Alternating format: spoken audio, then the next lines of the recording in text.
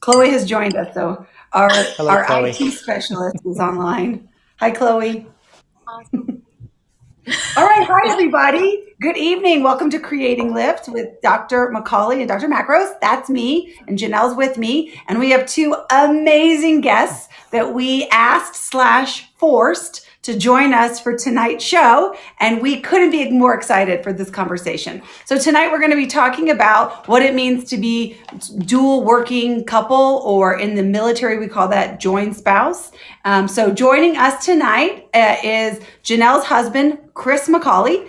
He is in the plaid shirt, but I'd say the bearded man, but they're both bearded at this point. But Chris, plaid shirt, he was in, and I'll let you guys do your introductions, but again, a United States Air Force Academy graduate, maintenance officer, went on to command at several levels, and just an incredibly successful career. And then the other gentleman in the red shirt, he is betrothed to me, legally bound, and that is my husband, Rob Macros, pilot, F-15s and B-2s, also Academy grad, and just recently retired and is loving that retired life. So, gentlemen, let me ask you just to introduce yourselves real quick and say hi to the audience. Chris, you go first. All right. Well, hi everybody, and it's great to be on the podcast. Although I was, my arm was twisted a little bit to come on, but yeah. So as Beth mentioned, Air Force Academy graduate, same time as all three of these other knuckleheads on here, and went on to be a maintenance officer, and did that for most of my career. Obviously, having some stints on staff at the Pentagon, at the Joint Staff, and doing some school. And then my command assignments were in Ali Al Salim, Kuwait as a squadron commander, and then the 58th Special Operations Wing. I was the maintenance group commander down there. Before I came out here to Utah to be the vice commander of the depot out here at Hill Air Force Base. Retired about 2 years ago, and absolutely loving it. Great. Thank you, Chris. Rob, you want to tell us about yourself? I sure will, Doctor Chris. Hey, everybody. Like Beth already mentioned, my name's Rob Macros. Roommates with that guy in the plaid shirts at the Air Force Academy back in 1998. Like Beth said, I flew fighters and bomber aircraft for the majority of my career. Also spent time on the staffs, and then also spent a year in DC going to school at a fellowship. My command was at the 13th Bomb Squadron at Whiteman Air Force Base, one of the two operational B-2 squadrons. And then I did a vice wing gig down at Barksdale Air Force Base, where my wife and I were able to work assignments together, which was ultimately the goal, and keep our family together. I finished up here in Colorado Springs, thankfully, because I worked for the 4-star, my job previous to this, and he granted us one wish, and that wish was, let's stay together and go to Colorado. So, and Beth went up to USAFA to teach. I went to Space Command to work there on the ops floor as the chief of current operations. Out of that, I retired and got to start growing my beard. So happy to be here tonight. Well, I'm giving you guys some claps. Hopefully that goes out. Yay. Thanks, guys. Thanks for joining us. So I thought what we do is ask a couple questions. You and I can go back and forth and ask some tough questions. Really, we would love to hear your perspective. So Janelle and I have had the opportunity to share what it was like for our career for some topics that we've talked about. And so I'm curious for you, if you wanted to, one or both of you, share your experience as a joint spouse or a member of a dual earning couple. So what sort of things have stood out for you over the last 2 decades as a working spouse? You want to go first, Chris? Sure. Obviously, the dual BAH is nice. So that was fortunate to have that throughout our career. It helped offset some of the challenges that we face as a dual military couple. But I would say the ability to communicate early and often with your leadership was key. And Janelle was probably looking at me sideways because she was the one that normally did that for us as a couple. And especially when assignments came down that didn't put us together, even though we had been apart for years. She was the one that fought for us to get together.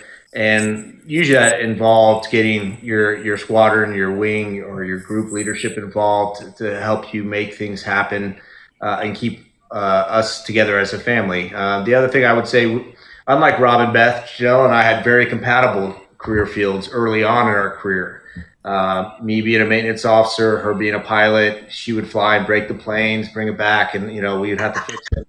to get them back in the air again the next day, it was tough, but they were compatible. So we got to go together pretty much wherever we wanted to early on. And her assignments typically drove my assignments in that regard. But as we got more senior in rank, that began to change a little bit, and it became harder and harder for us to get together at the same place at the same time. In order for us to at least try to maximize our time together as a family, it required some sacrifice. Sometimes you have to give up that really great job that's going to be great for your career. And again, Janelle did that for our family on a couple different occasions to get us back together when we had been separated. So I think those are the things that kind of stand out for me at this point. Yeah. Sacrifice and communication with your leadership and all those things. Those are great lessons that we all, I think, have to do. Rob, how about you? Yeah, what How I found amazing interesting was it being married to me the last 20 years? It was amazing, let me tell you. What I found interesting was, unlike Chris and Janelle, Beth and I, we flew aircraft together. So we found ourselves at assignments where we would be in the same building working together, which the majority of people that work have that break from home and work, where we would have the 24/7, 365 continually seeing each other in the hallways. And that took a little bit of getting used to, but we quickly came to realize that, hey, there's professional Rob and Beth, and then there's at-home Rob and Beth. So we're able to, no kidding, make that split and be professional, which is important because that sends the message to leadership and other people in the squadron that might be weirded out by having a couple in the squadron, that you are just like them. I'm showing up to do my job the best I can and fly those aircraft, just like the guy next to me and just like the girl next to me over here. So once they saw that and they witnessed that we were professionals and we didn't bring our home life to work with us, it was easily accepted, and then it became a lot smoother experience in that installation or at that base. Now understand, every time we moved while we were young, we had to reinvent the wheel and re-educate people at new bases that that's who we were, professionals coming to work to do the job, and don't look at us like a married couple that's going to bicker. And it never happened. So that's what I thought was important. Yeah, do you remember, Rob, like people used to say, and this might have happened to you guys too, I'm curious, like people would say, I told Rob this. Like yeah. I told Rob, and I'd be like, well, we don't actually share a brain. So he's not going to tell me everything that happens all the time throughout the day. I think people also are under the misconception that we communicated about everything that happened through our workday as if we didn't have a life outside. Yeah, so that was also kind of a struggle. The last thing we wanted to talk about at home was work, because we wanted that break where we could connect on an emotional, personal level outside of the work environment. And we found that incredibly helpful to keep the marriage strong and be able to keep the two separate. Another point I want to harp on real quick is, as a young lieutenant, and I know you guys have all heard this, you have leadership, and this was the older leadership that had this certain narrative in their head. One of you are going to have to choose, sooner or later, whose career is going to be put in front of the other. And at the time, you're like, oh my God, that's huge. How are we going to make that decision? But now, where I'm sitting now looking back, that is total bullcrap. That is not the case. They're looking at it through the lens of what their definition of success is for the Air Force, which might be 180 degrees out from what your definition is as a couple and as a family. So I found that incredibly interesting to navigate as we got older and more mature. Janelle, that happened to you guys quite a bit too. Yeah, for sure. And that phrase that Rob just used, I mean, I use it all the time in my educational workshops and teaching, is this idea that you have to create a definition of success for yourself.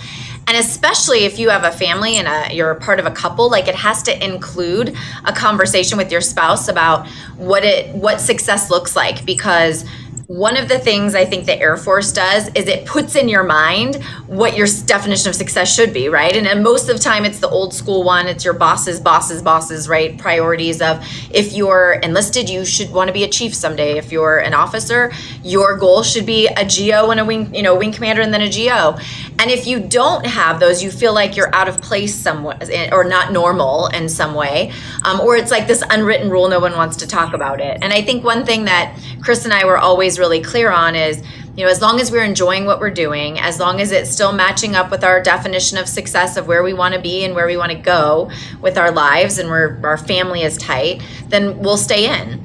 But we always wanted to create off ramps. We always wanted to create opportunities for us to make different choices if we needed to. But it was not always easy, and we did not have supportive leadership a lot of times.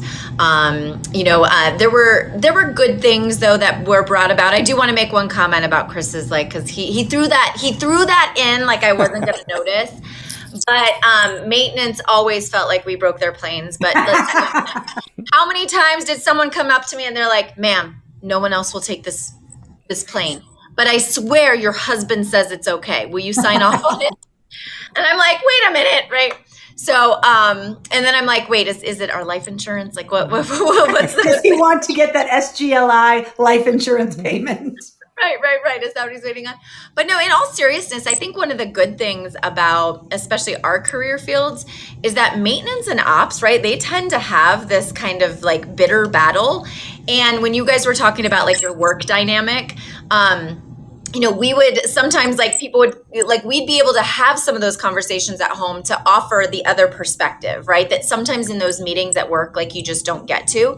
And so I felt like we did a lot of good work kind of creating bridges with ops and maintenance because of our relationship and because of the open communication we could have. And I think also maintainers would give operators more of the benefit of the doubt when they knew me, or my operators would give the maintainers, right? Like knowing Chris was out there, more of that, like assuming best intent. That doesn't necessarily always happen. Yeah, I think you bring up two really good points. One is that when you are a dual earning couple, like in the same even career field or in the same area, you actually bring like the trust of another team or another group of people. When they trust your spouse and they know you belong with that spouse, that you actually gain sort of that trust with them, which I think it's amazing. And you can work through a lot of organizational issues because you have that sort of bridge that's naturally there because of your spouse. And so I always was amazed at how much work we could get done because we could just say honestly and truthfully without having to,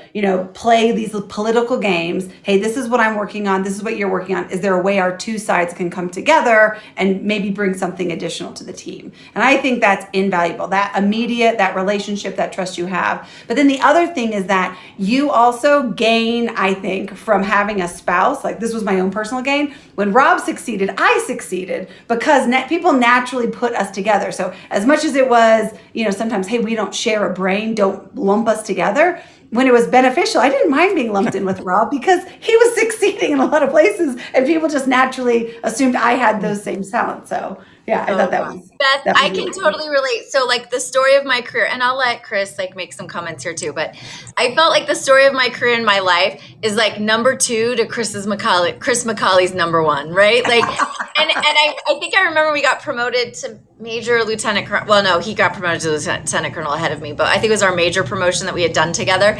And I remember saying like, I wouldn't want to be in anyone else's shadow, right? Like I'm really proud of him. And I was always like a little bit sad, right? Because I had to scrap my way up through ops, right? And fight like all these people to like get near the top of like the ops rankings. And then he'd be like number 1 in maintenance.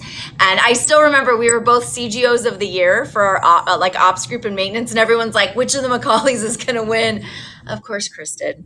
I mean, but it was like a given, right? Like I was always number 2 to his number 1. But honey, I'm grateful to be in that spot. And you're right. Like when he wins, I win, right? It's all kind of a team McCauley kind of. Yeah, exactly. A team effort. I think it's important, and it happens with the maturity, is that you're able to differentiate or get rid of the competition between the two. And you look at it as a name branding where when one succeeds, you both succeed. Yeah. And once you adopt that mentality, there's so much less stress and pressure that you're carrying around on you, vying for these accolades or stratifications or what the next jobs are, that it just makes life so much easier. And I think it's important to realize that, because you don't realize that as a lieutenant or a captain, but as you get more senior and you start to get a look behind the curtain at the man pulling the levers, you start to see that, okay, maybe that's not that important and we can take a break here. Yeah. Chris, you were going to say something about Janelle's story. Oh, I'm trying to think about what it was. I'm so entranced by what Rob was saying, I kind of forgot what I was saying. But, oh, Rob. Well, No, Chris, I would say, I mean, it does take some like self awareness and couple awareness about what's going on around you and how people perceive you as a person and as a couple going forward. And as long as you're aware of that, and to Rob's point about having a professional kind of persona when you go to work, vice the personal persona when you come back home, I think is paramount. Because last thing you want is for people to start thinking that I got something only because Janelle was also there in that wing, or vice versa, and so it's very important to have those personal lines. I mean, it was a little easier for Janelle and I than I think you, Rob and Beth, but just because we were in two different groups most of our career, and not necessarily in the same squadron, which would have been a little more difficult. But as it relates to what Janelle said in terms of like winning awards or being CGO of the year or whatever, I had to go through like 5 or 6 other officers. It was really tough, where she had like 150, officers to get through to get number one. So yeah, the bar was a little lower for me. I don't know if that's true, Chris. You are a very good officer. So like I'm sure you were well deserving of those awards. But I want to bring up the flip side, because as much as it brings sort of kudos, there's also a side that might bring some like resentment, right? And I know I experience that sometimes. Like I would be resentful sometimes of the opportunities that Rob might get, or the fact that we had to sacrifice. It didn't feel fair in some ways. And so I was wondering if any of you guys could talk to that, feelings of resentment and sort of how that looked for you, or how you worked through that. I can comment real quick. Okay. I think Me being anyone resentful no. I think anybody who joins the Air Force and leaves the Air Force Academy like the 4 of us did are pretty type A individuals whose goals are incredibly high, and you want to attain those goals as early and as quick as possible. And if you don't, you have a tendency to feel like I came up short, and you swung and you missed. So our situations, being married to other military members, while also a huge benefit, could handicap you in that regard if you were looking to attain those high levels, to be able to command at the wing and GO level without, no kidding, forcing that family to separate. So I think, it takes a little bit of, putting your ego in that drawer over there and just coming to grips with, hey, our success is our family, and that's paramount. There's other stuff that I think is really important because my ego's telling me it is. It's not. And I know Chris can attest to this, and so can Janelle. The water's fine over here. When you jump out of the military and you become a civilian, I'd be lying if I said I think about that stuff every day. I don't. I rarely think about it. And I live in, through you, Beth, and what your stories that you pass on. So for the people that are still in, I think it's important to understand that. You always have this for 25 years. Your throttle's up in full afterburner, pressing. And then once you get out, you're like, oh my gosh, things are okay. This is good. Yeah. I think I told you this morning, Rob, and so Beth, we were talking about you this morning, but I kind of was like, oh my gosh, like I forget whenever I come here that like there's so much drama like in the Air Force job world, right? Like Chris and I have kind of been separated from it. Now I do work with the military a lot, so believe me, like even as a contractor, there's drama. But yeah, like it is, you forget like how much of your day to day is just taken up with the things that are going on at work and that Air Force life. Like it does feel very, very real, right? It is your day to day. And when you're a dual military couple, it is difficult to kind of break away from that. I know that, Chris, I'm going to tell a story about, I remember when we were at Pope, and this is before we had kids. And before I had Perspective, and I want to tell one story on Perspective too, but we used to do this thing where it would be like 8:00 at night and we'd call each other and be like, are you ready to leave? No, I can work for like 30 more minutes. Okay, I can work for 30 more minutes. Okay, I'll see you at home at 9, right? Like, I mean, we would literally work late. Like there was no reason to come home. And if the other person was working, then I'll work, right? Like I might as well. Which was actually not a really good place of balance. It was not a good place like for our marriage because we, especially for him, like I know he used to go in at like, what does a maintenance officer's day start at like 5:30 a.m. or something crazy. So yeah, like that no kids thing, you can get really caught up, right? In like the drama and just like having to be there constantly.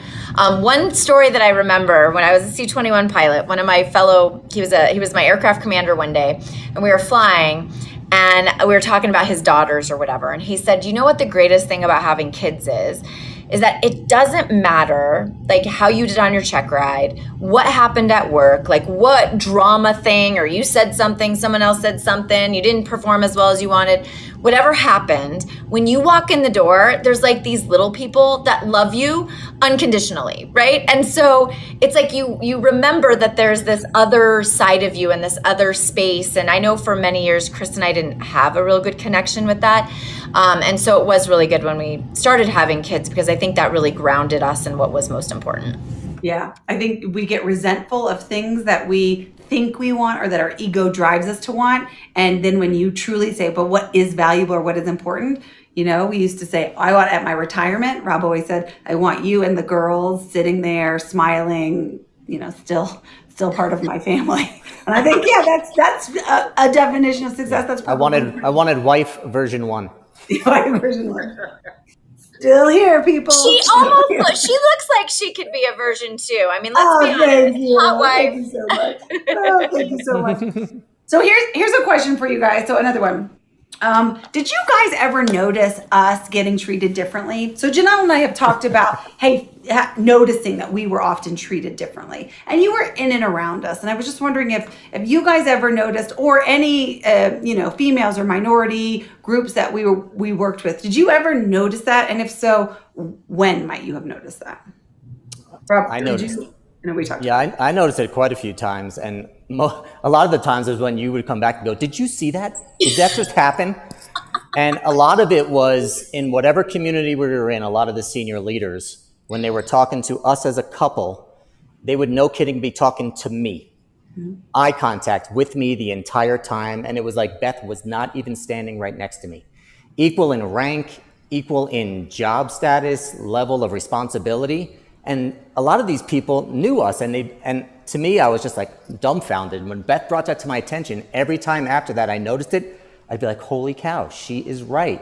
And then I was trying to mirror image inside that person's brain going, why is this person doing this? Are they threatened by Beth being this, super female that's just crushing it in the Air Force, and they feel threatened by her? Or do they just feel uncomfortable having a female with her level of responsibility in the organization? And I couldn't wrap my arms around it. But I know, Beth, you would always comment on that, and that obviously. Yeah. It's funny that you say that you didn't see it unless I pointed out, because for a while there, for several years, I was like, maybe it is just me. I think for like a good decade, I was like, oh, I'm just making something out of nothing. Like I felt it, I could sense it, but I just kept pushing it away. Like I'm sensing something, but I'm just making it up.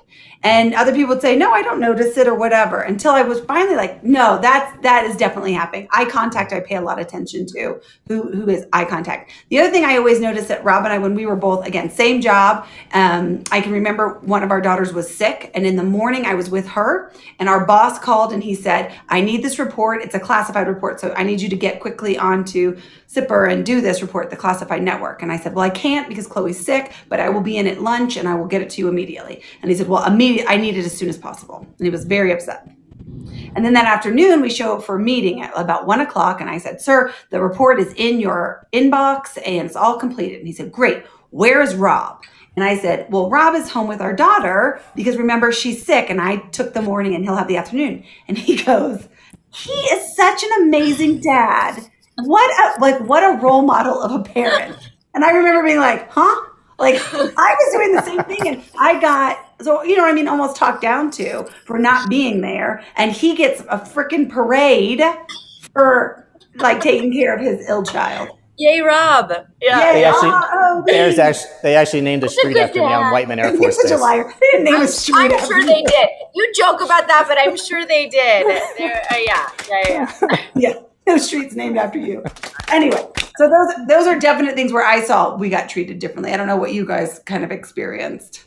Piggybacking on what you just said, Beth, I think that happened to Janelle and I a number of times where, like if I'm staying home with the kids or if, whatever, to go pick somebody up or whatever, they're like, oh, you're being such a great dad. Like well, Janelle does this too, and probably does it more than I do a lot of times. And, she didn't get that same sort of adulation that I got for doing those things just as a co-parent, because we shared our responsibilities equally. And then the other one is, Janelle was probably going to say this, but I I think she got invited to be part of the spouses club. Like every time, everywhere we went, I never got invited. I don't know what the deal is, but like I'm a spouse too. I was her spouse. She was in the middle. I never got invited. Would you have gone? Do you think you'd have gone, Chris? Definitely. Really? No, I don't think you would have. I know Rob gets invited still because I always put his name down and I'm like, definitely contact him. Definitely invite him. See if he'll show up to one of these. But I don't think you ever have. And on that topic, here's something that's interesting. And Chris, you maybe be able to kind of build on it. But he had a boss once whose wife got mad at me for not coming. I think we were captains for not coming to her socials and stuff. I mean, half the time they were at 9 o'clock in the morning, like a coffee and whatever. And I would love to go. I just can't because I have a job, right? I have to be there. And she actually told her husband, and then didn't you get called in and your boss kind of yelled at you for why am I not being a part of the spouses group? Yeah, no, that totally happened. Trying to talk my way out of it as best I could. Probably failed. Yeah. These expectations we have on social roles too, it's so frustrating. It's so it's like enough already. Let that one go. It's dated. That was great for the generations that worked for. But can we move forward? I was looking up statistics before we started the show, and it's somewhere between 55 and 65% of couples are dual income earning couples. So two working spouses. If you have children, it's around 65% of those families dual income winning. So this is more the norm than not the norm, right? I think it's around 20% of male only earners and 7% of women only earners for families. So anyway, I find it interesting. This is obviously the way that the majority of Americans live, but yet maybe in our career field, it's not quite that large of a percentage. Yeah. So we're going to start to wrap up. This has been so much fun. I can't believe the 30 minutes have flown by, but I want to ask each of you guys if you have something you would say to whether it's military joint spouse couples or just dual income, earning couples writ large. Any thoughts, any perspectives, any lessons learned? And so Janelle, I'll go to you last if that's okay. So Rob, I'll go first, and then Chris, and then Janelle. Okay. Well, you know this, Beth. We always get pinged, especially when we were both active duty, with lots of young joint spouse couples always wanting to come to us and say, hey, how did you guys do this? You're both senior leaders and you're both still married and you have a family. And you'd be amazed at what they would put on our table with what their plan was for the two of them going forward. We didn't want to rip it up in front of them, but we had to quickly take them by their collars and bring them back to reality and say, hey, no one looks after, in our case, Team Macros more than Team Macros, right? So you have to do everything in your power to make yourself attractive to the Air Force or whatever organization you're a part of to make it easy for them to keep you together. So for example, we were in Washington, D.C., and we wanted to stay together and keep our family together. As two B-2 bomber pilots, the easy solution was Barksdale Air Force Base. Beth, you remember this. You remember when you called Opie and you were like, hey, and he's like, what do you guys need? What can I do for you? And you're like, we'd really love to get to Hawaii. And he just laughed at you on the phone and he goes, I'm not going to Hawaii. You joint spouse people are definitely not going to Hawaii. Barksdale Air Force Base for you, which is what we wanted in the end anyway. We stayed together. Our family was together. Our girls all went to school there. And that's what we wanted. So you have to, no kidding, advocate for yourself more than anyone else. And you also have to be willing to communicate with your leadership truly on what you want. There is this old adage of don't burn any bridges. Don't tell your bosses what you really want to do because then you're going to burn this bridge for command opportunities. And that was just a bunch of captains making stories up. As a boss, when I was in a command position, I always wanted to know, no kidding, what do you want to do? Even if it includes getting out of the Air Force so I can help you transition to a job that you're looking to transition to. So I think communication, honesty, and no kidding, advocating for the family unit. Yeah, that's true. Or how about you, Chris? Yeah, I think I just build on what Rob said in terms of communication. Honest communication with your bosses about what your intent is and what your desires are, and also what your spouse's desires are and intent, and how we feel how those can work together. And in some cases, your boss laughs at you and says, "Hey, that's not really how it works." But in a lot of times, you can come with the solution to your boss. And provide them that path forward for you to remain together as a couple.